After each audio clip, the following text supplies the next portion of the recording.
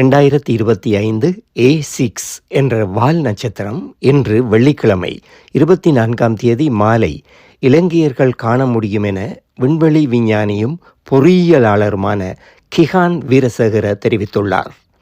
இந்த வால் நட்சத்திரம் லெமன் என்று அழைக்கப்படும். சூரிய அஸ்தமனத்துக்கு பின்னர் மாலை 6:30 மணி முதல் சுமார் 30 தொடக்கம் 45 நிமிடங்கள் வரை இந்த வால் நட்சத்திரம் அடிவானத்துக்கு அருகில் தென்படும்.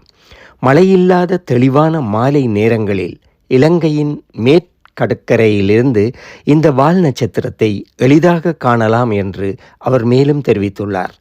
அமெரிக்காவில் உள்ள மவுண்ட் லெமண்ட் ஆய்வகத்தில் இந்த வால் நட்சத்திரம் கண்டுபிடிக்கப்பட்டமையினால் அதற்கு லெமன் என்று பெயரிடப்பட்டுள்ளது. லெமன் வால் நட்சத்திரம் சுமார் 1350 ஆண்டுகளுக்கு பின்னர் நமது சூரிய மண்டலத்துக்குள் திரும்பி வருவதாக நாசா தெரிவித்துள்ளது.